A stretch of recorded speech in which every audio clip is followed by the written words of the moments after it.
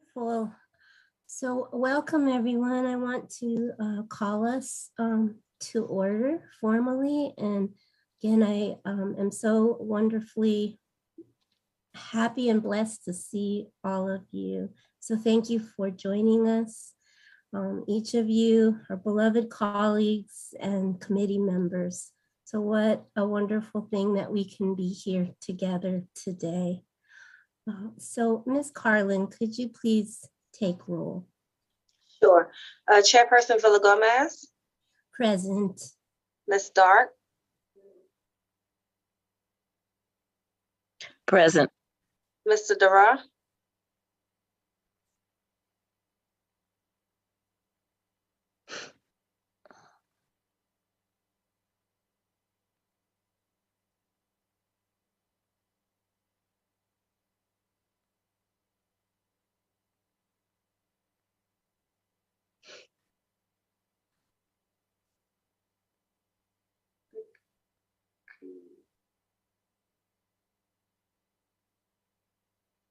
Mr. Dura, could you please let us know if you can hear us? That was it. Okay. All right, Mr. Fulton. Ms. Johnson. Present. Mr. Scales. Ms. Williams.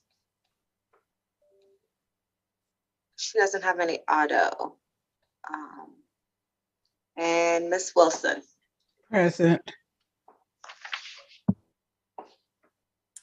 Thank you, Ms. Duncan. Could we please have someone move to approve our March minutes, unless there is any question or any desire for discussion first?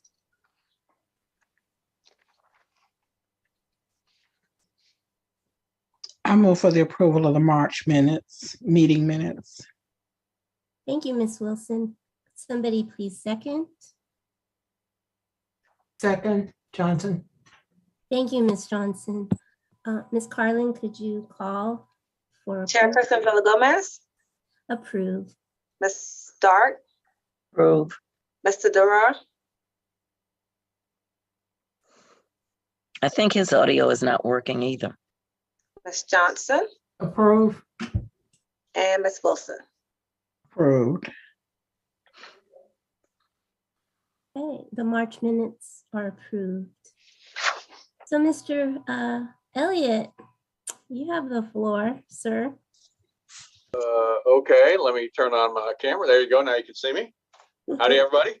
Hi. Just a couple things I want to report. One is that periodically we take out a full page ad in the Chronicle called in their For Seniors Only section. And in the version of it that hit the paper at the end of April, we put in a quarter page ad for AAHI just to sort of keep it out there in the public eye, and we do that periodically. The other thing that I'd tell you is that at the behest of Councilmember Scipio, we have done a pretty lengthy interview with a fellow named Ben Pickett, who used to be the director of the Sims Center and then the Carl Russell Center. The immediate cause for the interview is the ceremony on the 14th, naming the gymnasium after Ben at the Sims Center.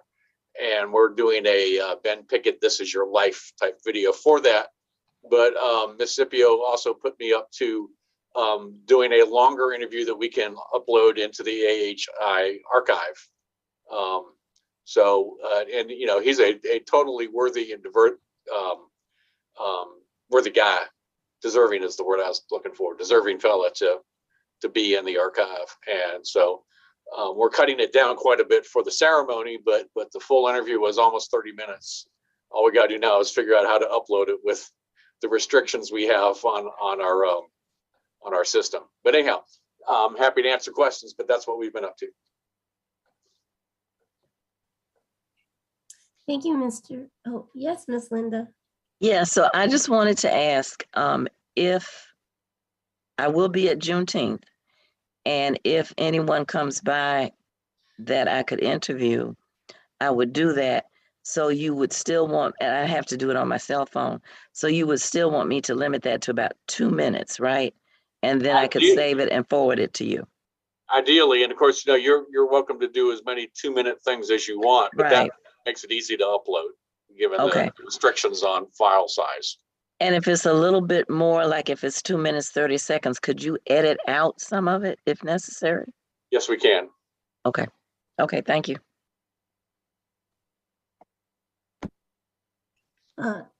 Thank you for that question, Miss Linda. That actually was related to what I was going to ask, is just what should we expect in terms of the technology and just the sort of formal processes for gathering the oral history, taking the oral histories and gathering any of the photos or documents that folks would like to share for us on Juneteenth. Well, Chair Villa-Gomez, I may be able to help a little bit with that.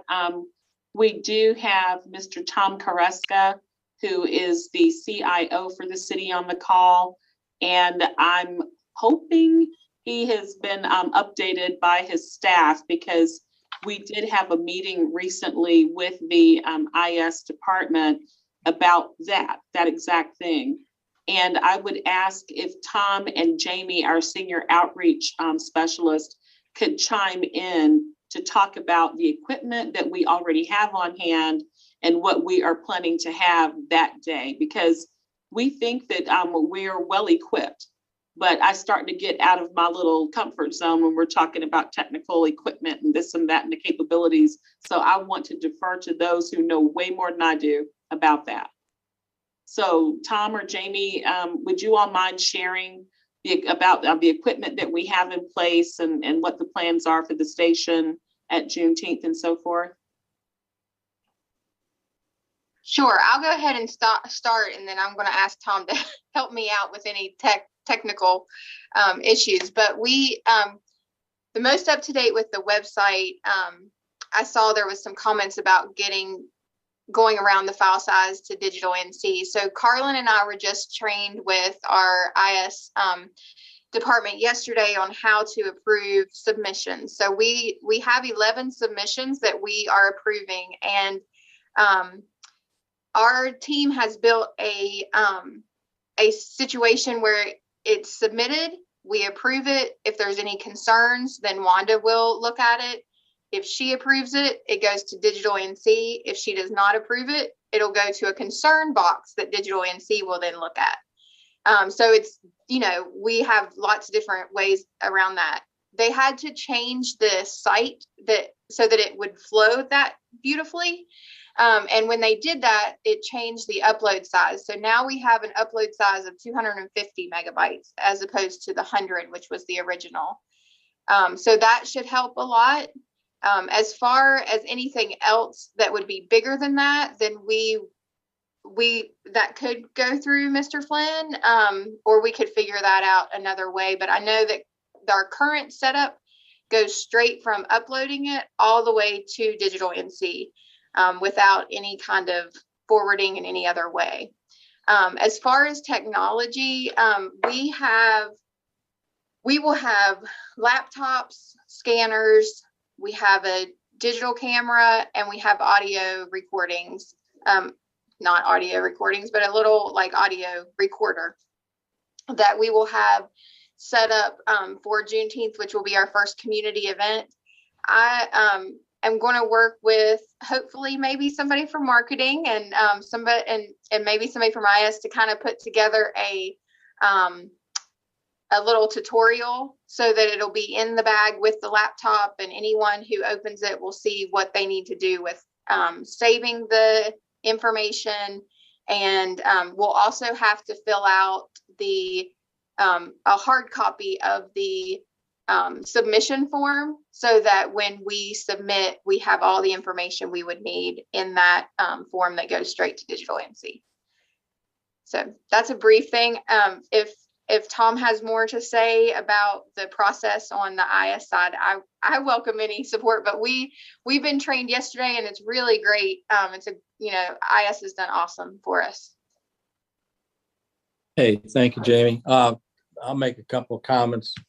One is, Jamie, after this meeting, I need to get with you to tell you about the job openings we have in our department, because you did.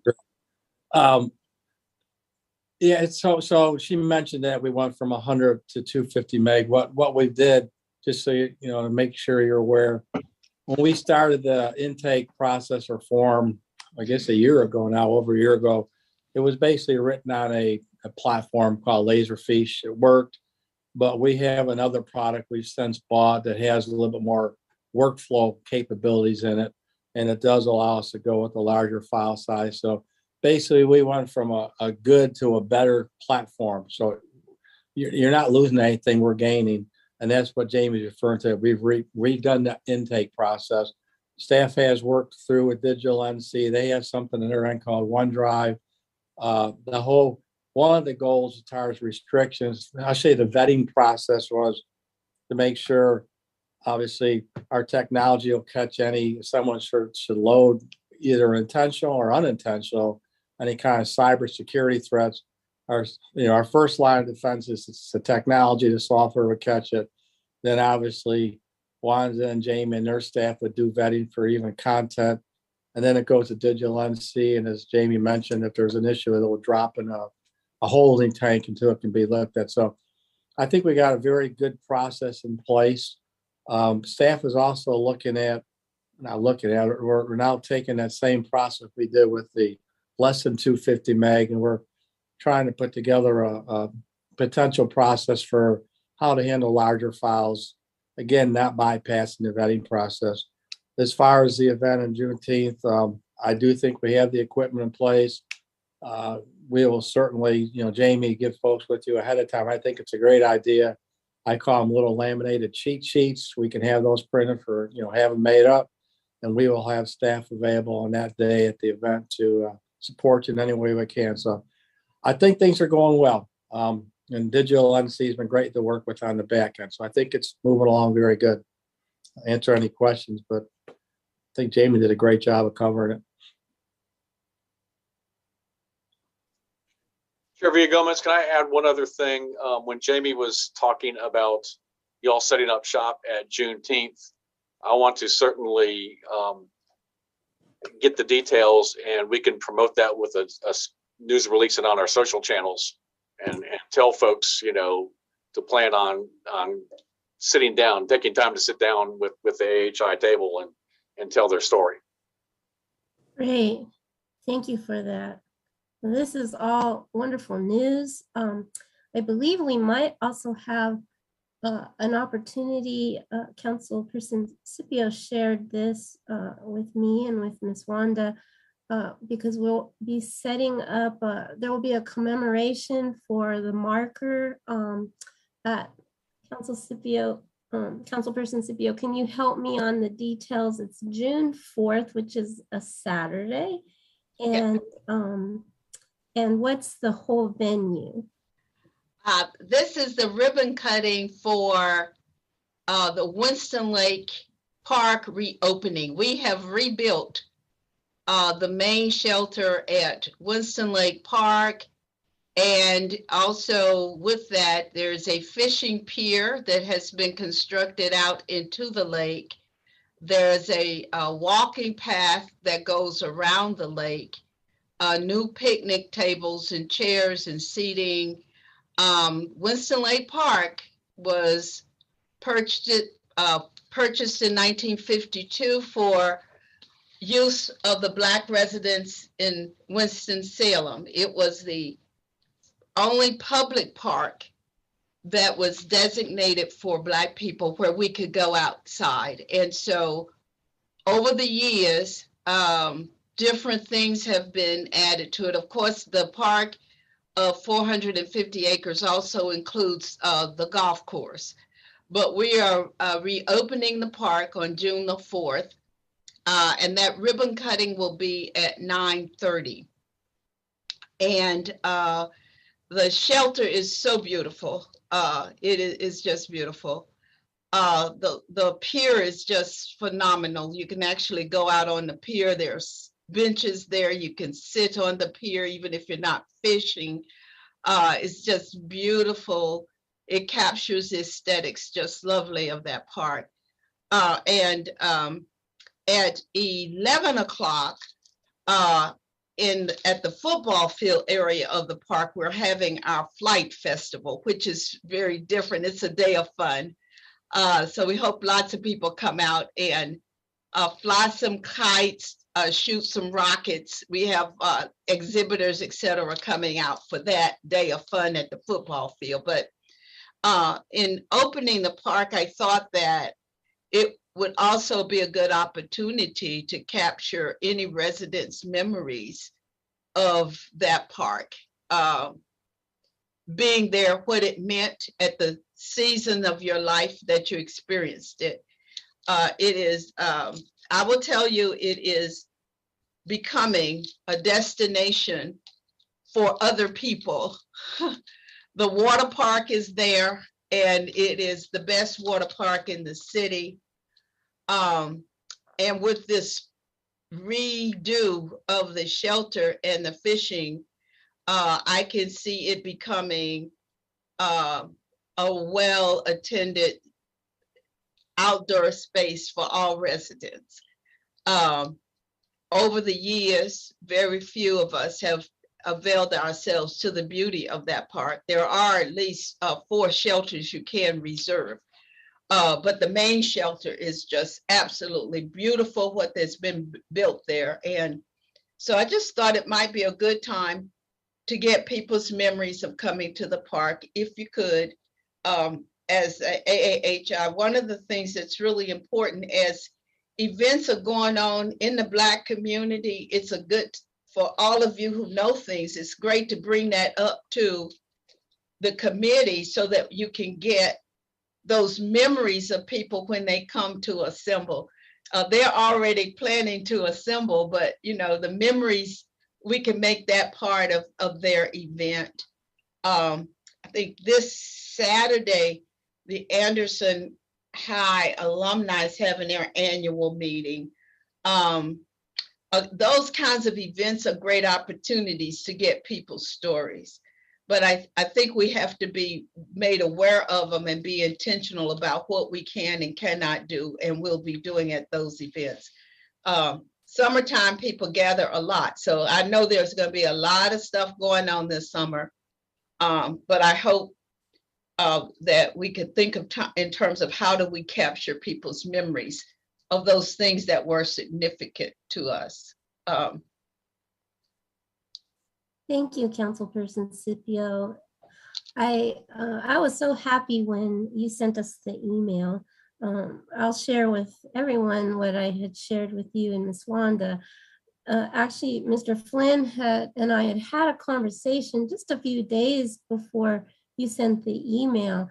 And he had said to me, don't you think it would be great if we could do a dress rehearsal out in the community and just get out there and interact with people, and also just sort of practice getting the oral histories and just getting back out there. And so I said, yes, Tom, that would be great. Let me send an email and make that suggestion. And then Councilperson Scipio, you emailed us. And so I know that we're all in different places in terms of our health and our sort of comfort level in getting back out face to face with people, but I will definitely be there on June 4th, and I would hope I could attend other things because I think if we're out there and people see us and gain our trust and we show we are really part of the community, because what we're trying to do is to make those really those relevant, really authentic connections. And that's a little bit challenging after what we've been through with the pandemic. So I want to, get out there and just meet people and see people. And then I think that they'll trust us more as they give their oral histories, and so we'll have those wonderful connections.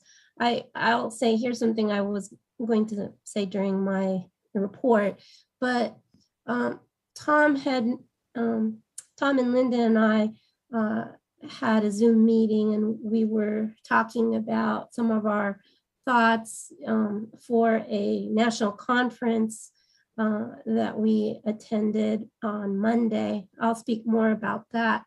But this group now that we're a part of constantly talks about radical empathy and the ethics of care as you're gathering oral histories. And, you know, that's the wonderful terminology that the public historians use now. But Tom shared something that was so touching to us. And I won't give the name of the wonderful Black elder woman he spoke about, but he told us that he had gone, this was for the Union Station oral history collections, and he went out with one other person, I believe from Winston-Salem State Library, and they spent the whole day with this wonderful woman. They helped fix her TV, and she was just so happy to be in their company and get to know them, and they just loved her. And so when she gave her history, it was such a joyful celebration for her. And so there's that sense of healing, there's that sense of joy in knowing that somebody is listening and that your oral history will be preserved. And I think that, you know, that is just one of the most wonderful things about what we're doing. And so the more that we can connect with everyone and really be out there, and, you know, and Ms. Jocelyn has talked about this too, that we have to show that we care about people's lives and we care about their neighborhoods and their families and them as individuals. And so the more we're out there, I think the more successful this project will be in the long run, not just in terms of what we collect and preserve for the community, but just the process of healing and joy that this involves. And, you know, and I'm just grateful to be a part of it. So, so I guess we'll be in touch to see about the logistics for June 4th, but you can count on me. The city staff, I'll be there. Yes, sir. Can I just make sense? It sounds like I'm doing the technical agenda item right now. One suggestion, I was going to talk to staff about this, but we'll work with Frank and others. But as we prepare this material, these cheat sheets, I think it'd be good to have cheat sheets prepared for the citizens. You know, we talk about how we're going to collect the oral and the audio and that. As simple as, for example, we have a cheat sheet that tells citizens how they can simply go out and get a free email address, and maybe put something on there about information about our recreation and community centers where we have computer labs where they can go utilize these email accounts. So I'm going to chat with staff and we'll talk with Wanda and Jamie about how we can, I guess, expand the information to the general public about how to utilize these the website and the upload process as well. Tom, thank you for that. And what you've just said is very important. You know, as I'm engaging people across the whole country now who are the experts on the archivists who are involved in the metadata, and the public historians who, you know, been trained at the academic level to do this and work all the time, and really are advocates for their communities. They really speak about the sense that if we're collecting for the community, then institutions, whether it's a university, whether it's the city itself, we have to be very sensitive to helping people to become digitally literate and also help them to have access to technology so that so we want our archives, this is a key thing in the ethics principles that everyone is developing for digital humanities collections, and that is making sure there's access, ready access for everyone in the community who wants to learn from this material, add to the material, use the material for whatever purposes. You know, maybe they're going to do a class reunion and they want to use the oral histories or the photos to help. And so what you said is just really spot on in terms of sort of where the bigger field is, where the professionals are. That's what I've learned from being a part of this National Council of Public History. And so we are one of the most important reparative justice projects around in the whole country from a local government perspective. And so what you're saying is so relevant, because the reparative justice has to be connected to this equitable access. So thank you for that. And we should be so proud of our city and all of you, our staff, and the real mission and vision of what we're doing here with AAHI. We really are setting a precedent for so many other people, but we are really using the best ethical practices as well as technological practices and public history practices. So that's what I've really learned is so much of what I've been exposed to in recent months through this group validates everything that we are doing. And we want to be role models because we are exemplary, and our work is so important. So thank you for that, Mr. Thomas. Okay. We'll follow up on that with staff. Well, are there any other technical questions for Frank or Tom or Jamie?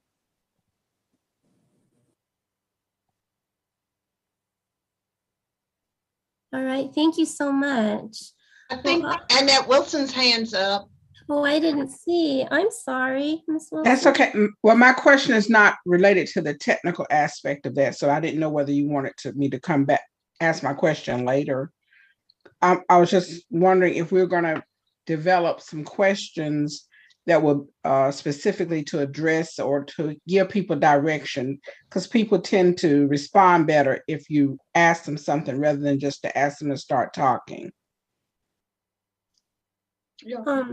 So I think I might defer to Miss Linda. She's our oral history specialist, but Mr. Flynn as well. I will say that when I'm reading about oral history practices, particularly when you are asking an elder to share their story, while you can provide some direction, it's considered to be more empathetic and respectful to let them share what they want to share. So that's what I'm reading, but I haven't done any oral histories, and Linda and Tom have, so I'm going to totally defer to them. Well, very quickly. And I did the same thing, Cynthia. I did the same thing you just said. When I first started, I had some questions, but then I found out people were just a little bit hesitant. And so if you know the person, of course, it's a lot easier.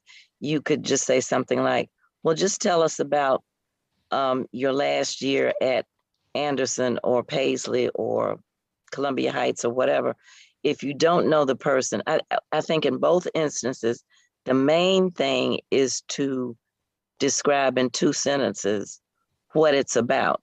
So you would have to explain AAHI and the fact that AAHI is collecting stories of African-American history, the community, the Black community in years past. And it will be on the city website. So then they know what you're going to do with it. And then just ask them, well, is there something you'd like to talk about? And it might be anything. It might be a balloon festival or something at Bailey Park or something with Winston Mutual. It could be anything. But if you capture that, eventually that can lead to something else that you're really looking for. And so then you say, oh, tell me more about that. So then you've got them. Right. And that would help. Well, it would help me to have just that type of script that you just described, you know, the fact that we're supposed to tell them what it's for and how it's going to be used. And just like the instance, the situation that Councilwoman Scipio referred to, if we're going to do it at the park, we might want to ask them, tell us about your favorite experience, or did you visit? Can you tell me about visits? So that would just help me if I was going to be the one volunteering to kind of be encouraging to them or prompting them as to what we want. Okay. And of course, when we do it at Juneteenth, it could be broader, but if we're looking for something specific, I think it would just help all of us that are helping to kind of be on the same page. I can send you some bullet points and then I can That would be great. I can share that with Miss Wanda too. And I guess I want to make sure I'm assuming that this is what we would be doing, encouraging people to do the interviews as we man the table at Juneteenth. So these are the kind of conversations you want us to have, correct? I would think so. Yeah. Okay. The other thing I think we should all keep in mind is that we've all been appointed to be the chair over a specific kind of collection. So whether it's schools or art or businesses. And so whatever you have been appointed to as the chair of that collections committee, then you might want to just explore with that person whether they would want to talk about that area. I think Tom and I have also discussed that many of the elders are going to have rich stories to share pretty much on every level for every one of our categories, whether it's professional groups, civic groups, businesses, churches. And so, you know, we might want to be strategic that way to see if the people we are interacting with would want to share those specific kinds of stories. So that might be another way. But we know that people who are in their 80s and even 90s, they're really going to have rich stories for every one of our collection teams. And I was just going to say, wear your t-shirts. And then I guess I need to ask Councilwoman Scipio, since I'm going to also be there with the Winston-Salem African American Archive, do you mind if I wear my AAHI t-shirt? Is that okay? Because I'm going to be split. You can wear whichever you want to wear. You know, you can always cut them in half and stitch them each part together. Well, the archive doesn't have a t-shirt yet. We don't have your kind of money. Oh. That was Wanda's money. It wasn't mine. It was human relations.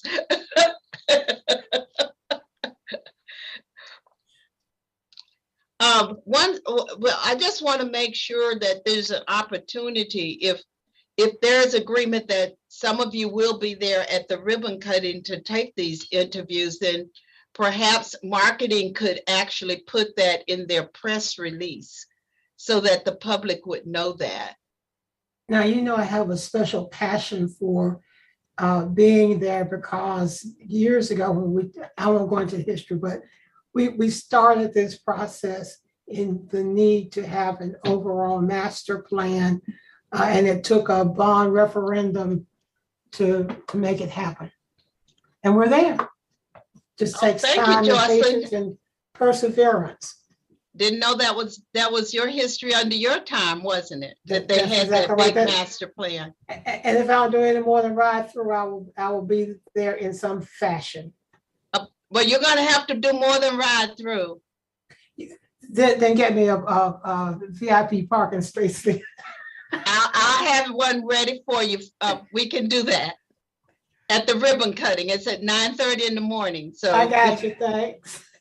Yeah, there are plenty of parking spaces out there too. They've increased it. So, but I know, Frank, I think they'll probably do a media release on that. And if we could include that, we'll be taking oral histories, capturing memories. I think that would be a wonderful way of at least letting the public know to come and prepared to share some memories. Absolutely. It looks good. I've already had a number of people who have been through and have remarked about the improvements, and they're now trying to figure out how to get it booked for different events for the remainder of the year. So The word is out that it's a good space. We just need to do what we need to do to maintain it like that. Yes. And of course, they could just reserve it through Parks and Rec after June 4th when Right. when we That's open what it we up. shared. That is just so incredible, Ms. Johnson. We have to give you credit where credit is due. And, you know, it was a long time in coming, but obviously you were there to help get this started. So who knows where it would have been if you hadn't been so instrumental and dedicated to this. So thank you for sharing that. No problem. Chairman Gomez, Bill Yes, Gomez, yes, Ms. yes. Johnson used to be the East Ward council member. Yes. So for many, many years. So yeah, so we're just reaping all the benefits of her seeds that she planted. Absolutely. Well, Union Station as well, which Yes. I always see as kind of a dress rehearsal for AAHI. And so, you know, historians talk about continuity. And so it's such a blessing that we have both of you here with us. It's incredible. So thank you to both of you. Well, I guess I should start on my report, and I will try to be brief so that Ms. Wanda can also share her news, and her staff can share whatever hasn't been discussed yet. So the good news is that the 26 students in my urban history class, and then all of the advanced history majors are in the last stages of writing their narratives, their storyboards. We could really see them as research notes for what we hope to do with eventually writing the narrative that we've been charged to do from the resolution that was passed a year ago. So just want to say what we accomplished was to truly bring together all of the scholarship that's been published, a couple important dissertations and articles on Black Winston-Salem history. And so all the students have read through that material. Also, Ms. Langdon's formal studies for the city and the county that were done back in the 90s that are still very relevant. And then we also looked through all of the wonderful city historic marker documents. So I'm not sure if many of us have seen, there's, I don't know, there must be at least 50 of these PDFs.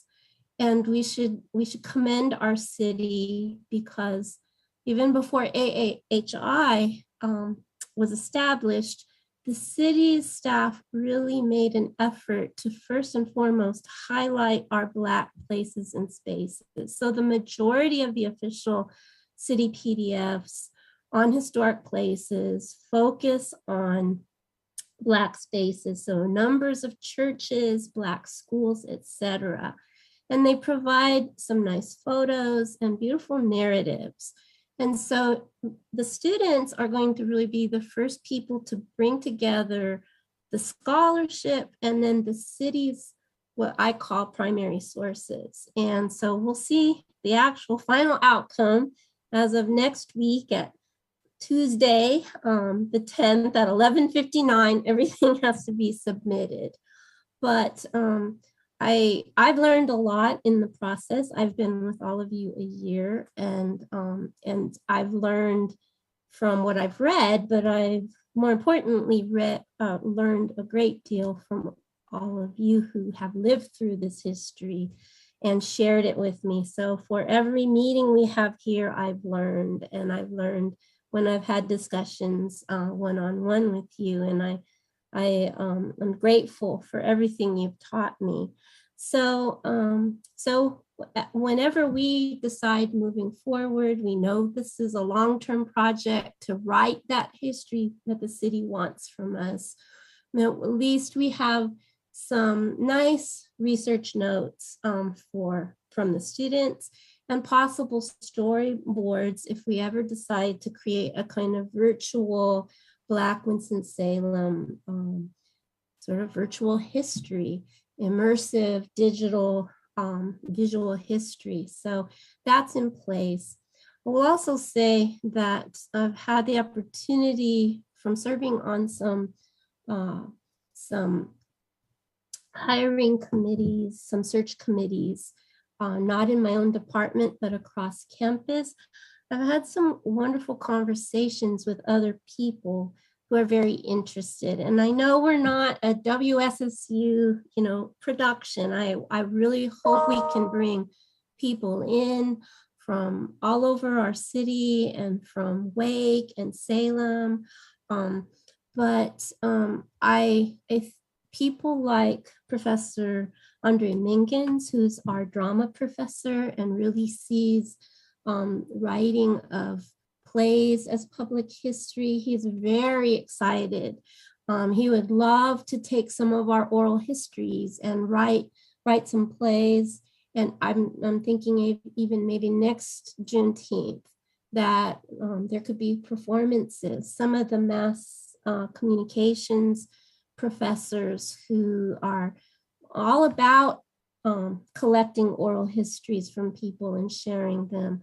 And one of the English faculty, Professor Richardson, who this year was a visiting professor, she has done a lot of work in outreach and having her students go out and really connect with the community and help people in the community write and share and even publish their oral histories.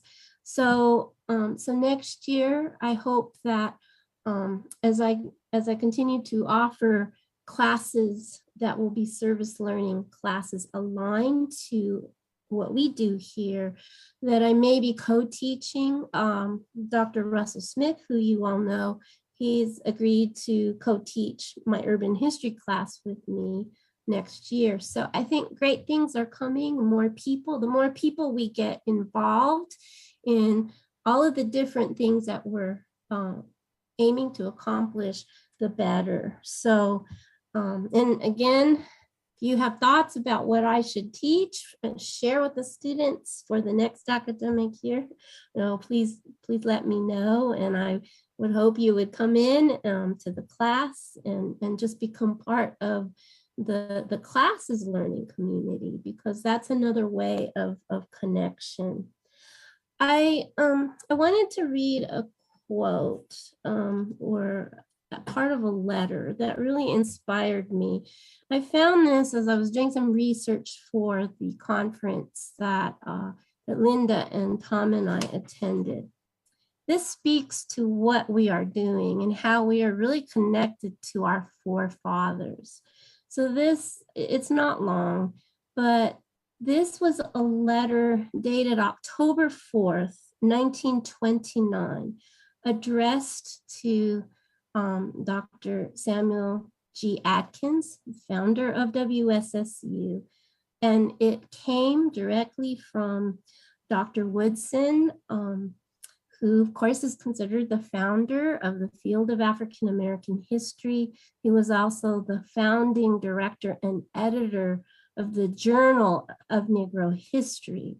So this is what he wrote. My dear President Atkins, we have received your contribution of $10.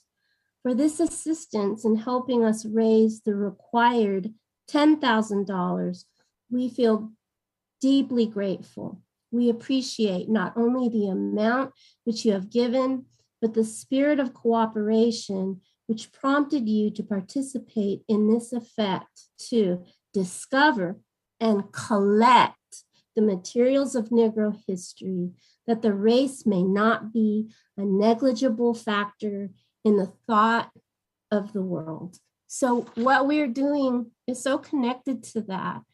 And I want to say that the archive at WSSU, which, something that Dr. Atkins did was to really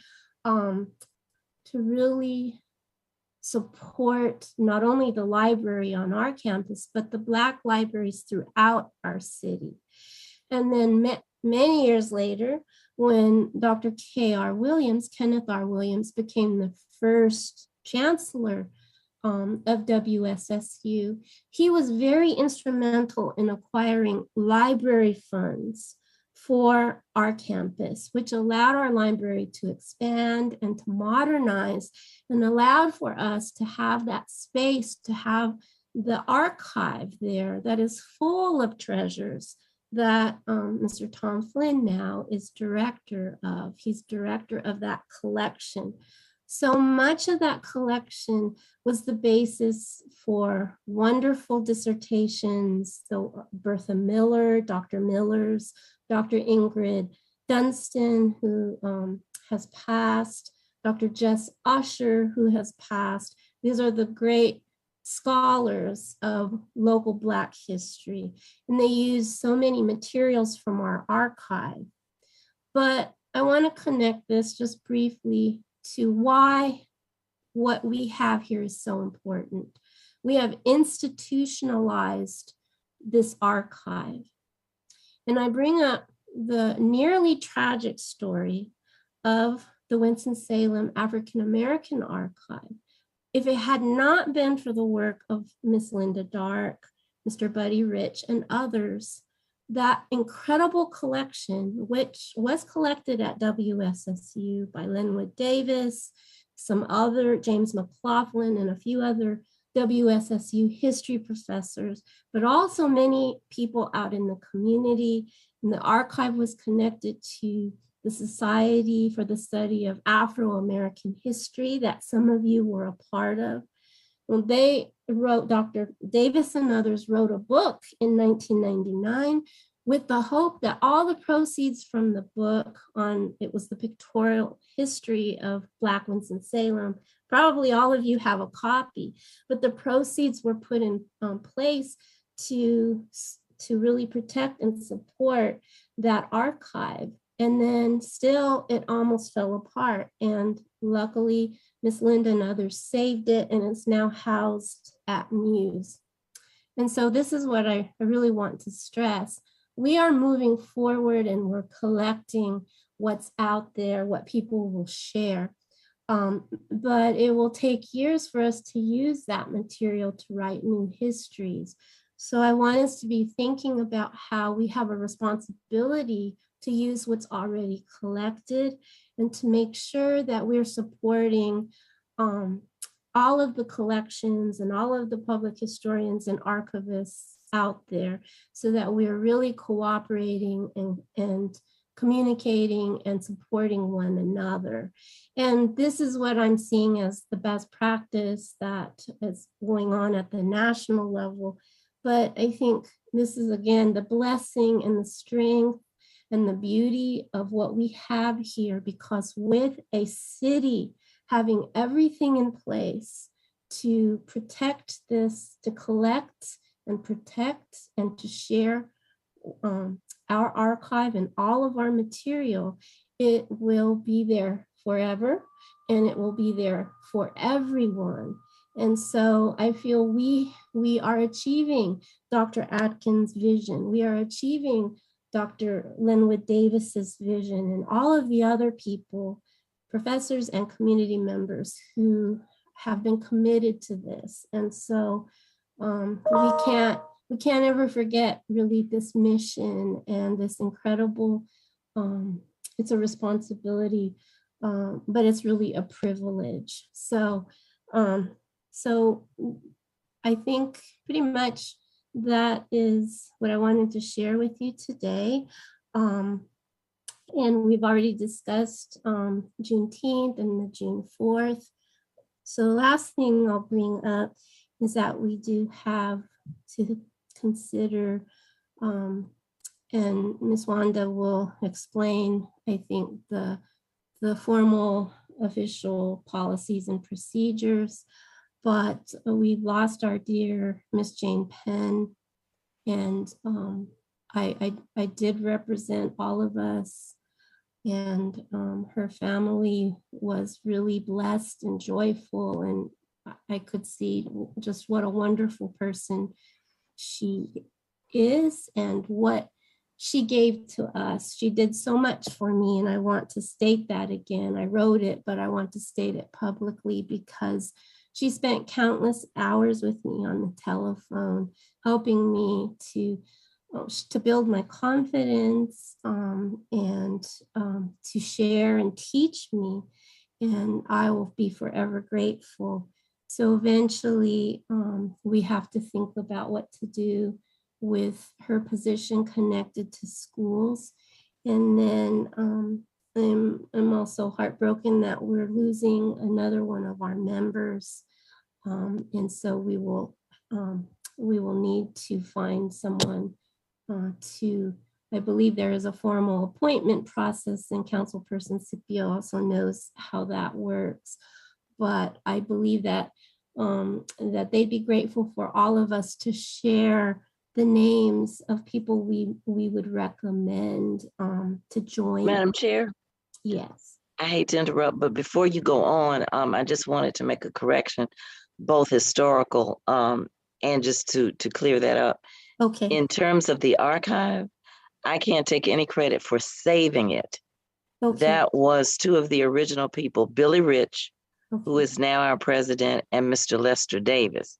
They were the ones who went over and saved the materials from, just being thrown out. And they did a great job. And for many, many years, they were the collectors or the ones who preserved. So I just wanted to make sure that everybody understood that they were the saviors. Thank you. Thank you, Ms. Linda. And I know I should share that they have begun to digitize. And so again, having that collection now housed at Muse, getting that institutional support, but they're also digitizing. So there's some wonderful pictures that we can now find at Digital North Carolina. And over the summer, I'll be looking through that material and hoping to have the interns next year integrate that. So again, when we go to write our story, our history for the city, that we can be using some of that material that no one has used. I mean, again, just like in the WSSU archive, treasures that have been there. And the Winston-Salem African American Archive has treasures that the scholars didn't use previously. And so the more we can integrate and overlap and use those earlier collections to enrich our narratives for the city, the better, of course. So thank you, Ms. Linda. And so that's really what I have to share. And so I think it would be best now to move to Ms. Wanda taking over the meeting. And thank you, Chair Villa-Gomez. I really did not have updates to share other than those that were already shared by the city staff. I do echo that, of course, as Councilmember Scipio and you have both mentioned, I'm sure in various formats, we do have to strongly consider some viable candidates for consideration for the vacancy. So I just really wanted to emphasize that. And we are all going to miss Ms. Jane Penn tremendously. And she, of course, was just a very, very strong woman in this community. And she brought a lot of knowledge and a wealth of experiences with her to her role as our vice chair. And so I do want to share in your sentiments and in the comments that you made that it is certainly a loss for the AAHI. And of course, continued condolences to her family and to all who loved her. So, Ms. Wanda? Yes, ma'am. I don't know if it would be appropriate. You'll have to tell me. Would it be appropriate, since she was a commission member on this commission, to have some sort of city proclamation just to go to her family? I don't know if that's if that's the protocol or if that's appropriate, but that would be nice. That is awesome. And as a matter of fact, I am going to defer to Councilmember Scipio because I do believe she can address that.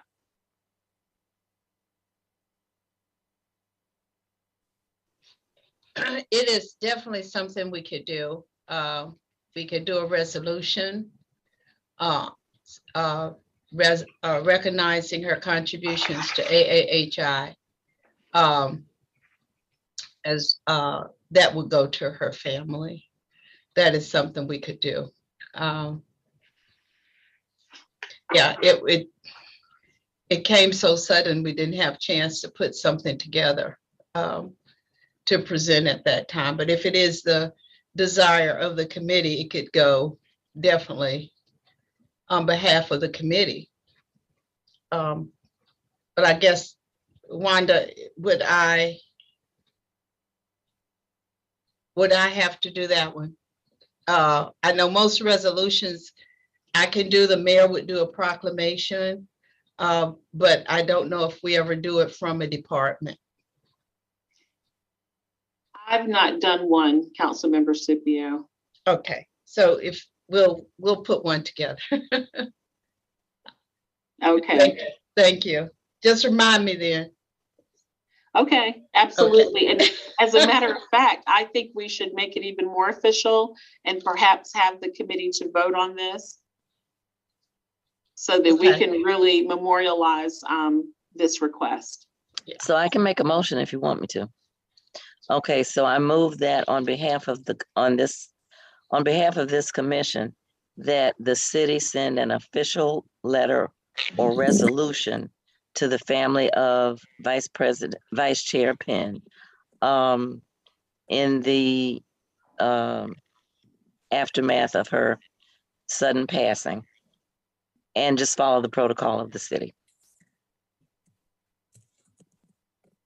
I second. Do we need Ms. Duncan to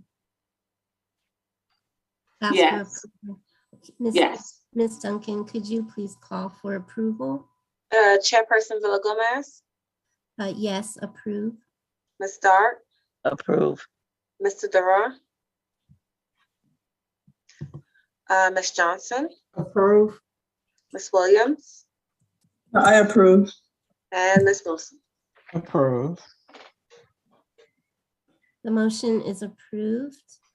Ms. Jamie put something important in the chat. So she said there are 11 archive submissions that have been received, and those came from Ms. Penn, which is wonderful. A real gift to us from her. Thank you, Jamie. It's phenomenal. Madam Chair, some of the comments that you made at the service might help with the wording for the resolution, so it's supported in that document. And the additional information just came through about the 11 submissions. Thank you, Ms. Johnson. Are you referring to what I wrote to the committee? Yes. Okay. Thank you for that suggestion. That could be a starting place as they start to prepare the resolution. Yes, thank you. Okay, and Chair Villa-Gomez, just to continue with updates, I will segue into the item underneath the city staff updates, which is the Winston-Salem Foundation redlining project. I just wanted to inform the committee that the exhibit has been in the Bryce A. Stewart building for the month of April for National Fair Housing Month.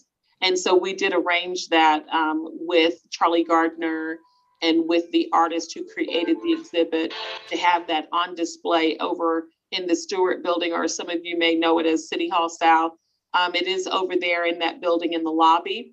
And so this week is the last week that it will be on exhibition. And so we were really thrilled to have the opportunity to have that set up over there.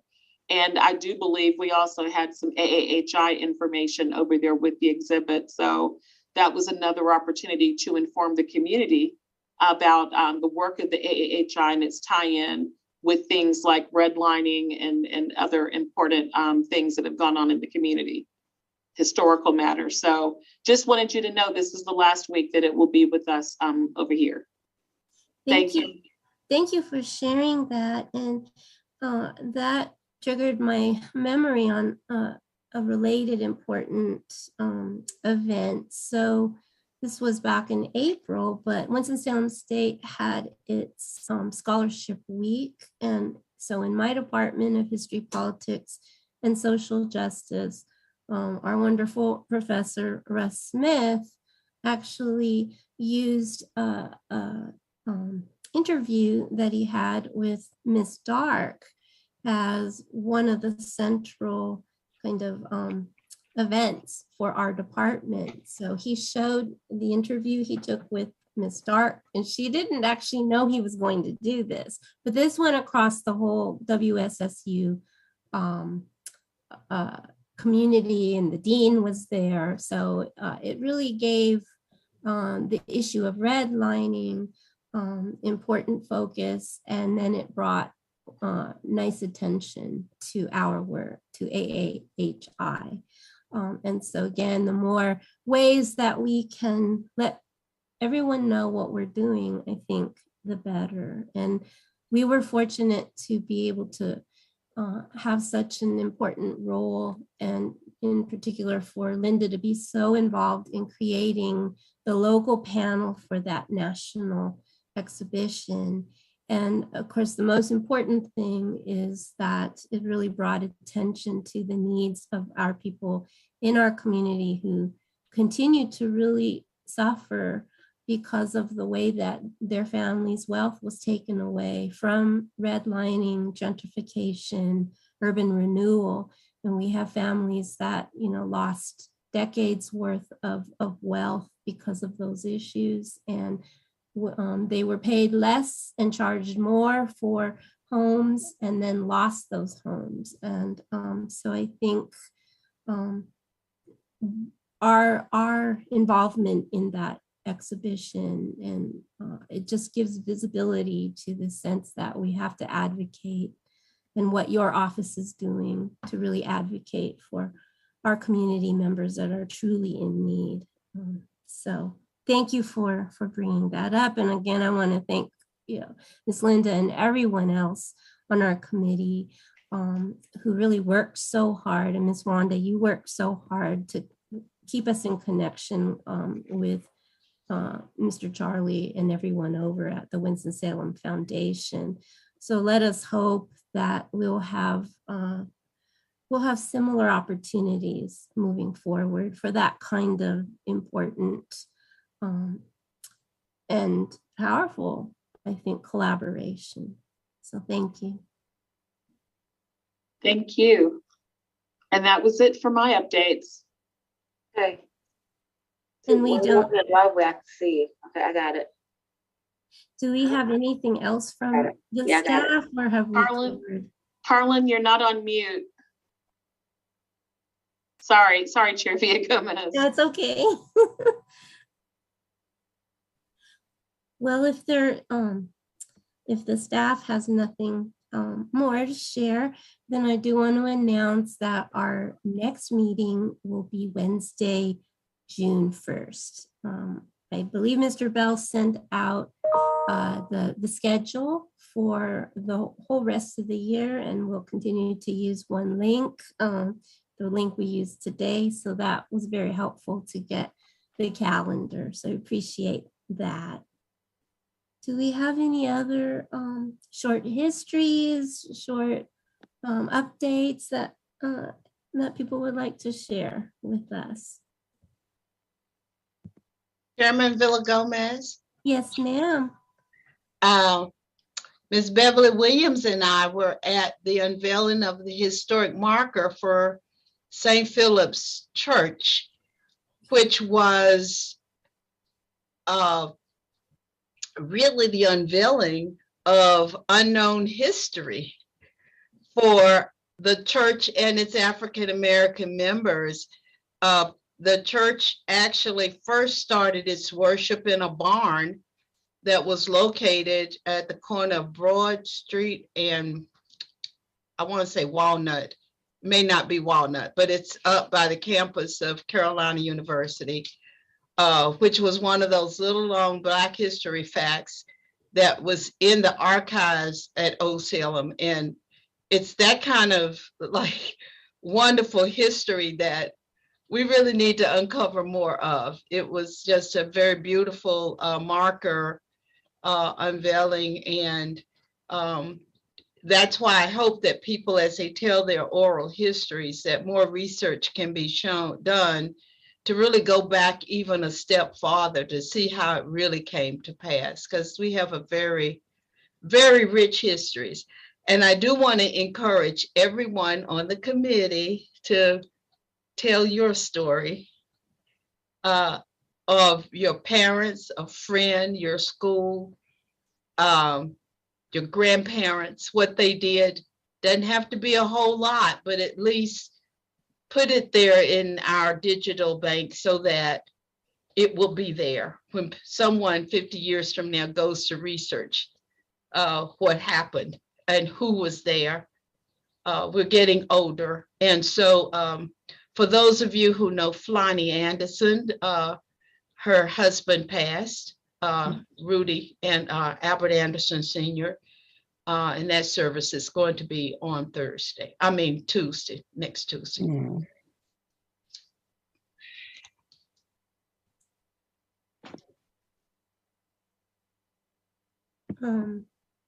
So Ms. Linda just asked Councilperson Scipio if anyone has contacted the Hidden Town.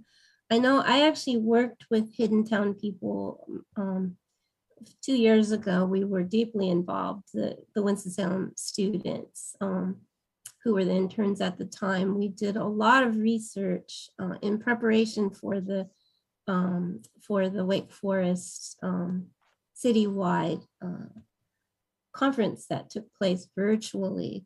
And what was really interesting about that conference was that there was such a focus on the early African-American Moravians and also Native Americans. And my students and I really immersed ourselves in that early colonial period Moravian history. And I've found from that experience, but also this year, our students are so intrigued by that early history. So I know it's sort of outside of what we're doing formally. We're really looking at the Jim Crow and segregation period, but that is really the rich foundation for this whole city, and particularly the wonderful heritage of the Black community.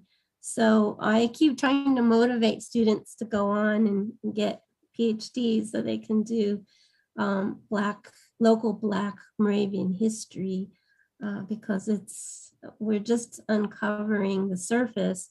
But I know there's a walking tour that Hidden Town has. So you can go over there and there's an app, and then it sort of takes you through the lives of a number of the early Black Moravians. And so I haven't done it myself, but some of my students did that walk and they really enjoyed it. So I think that there are people over there that definitely are part of that project that are so supportive of what we do here.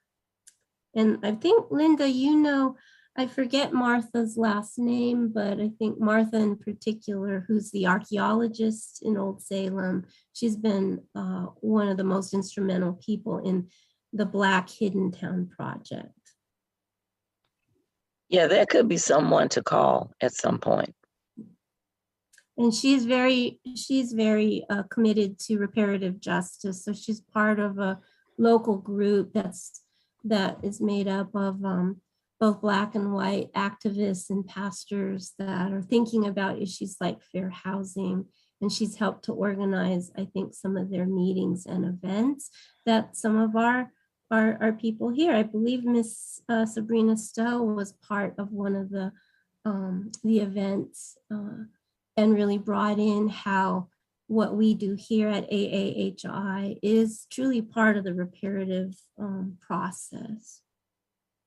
Her last name is Hartley, Martha Hartley. Thank you. Yes, Miss Martha Hartley. And she has a real heart for the St. Philip's congregation.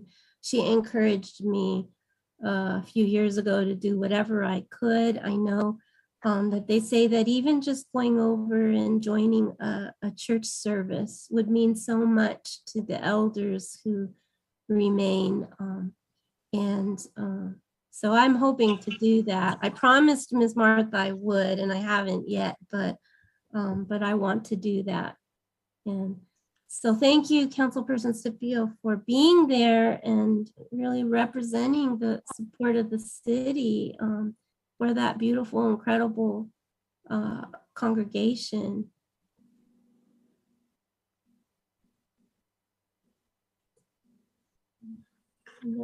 Somebody put something into the chat. Yes, so Ms. Williams said thank you for the Moravian reference. Does anyone have a short history to share before we move to close our meeting?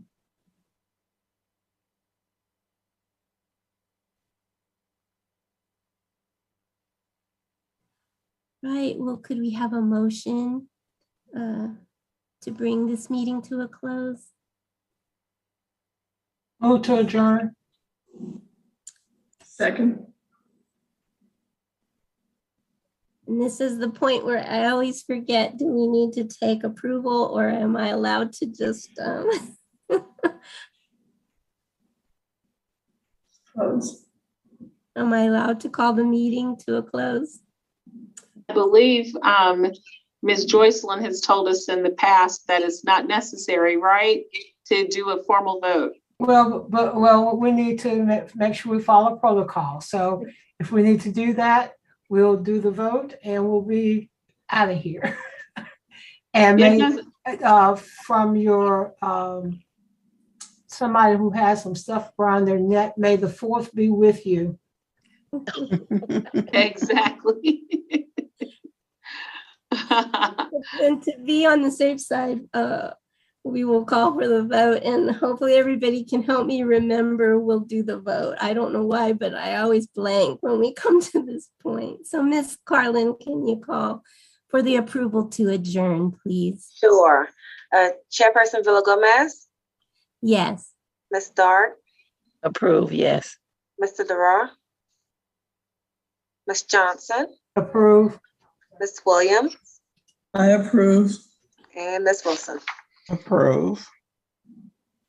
We are adjourned. Thank you so much, everybody. I look Have forward a great one. Look forward to seeing you next month for sure.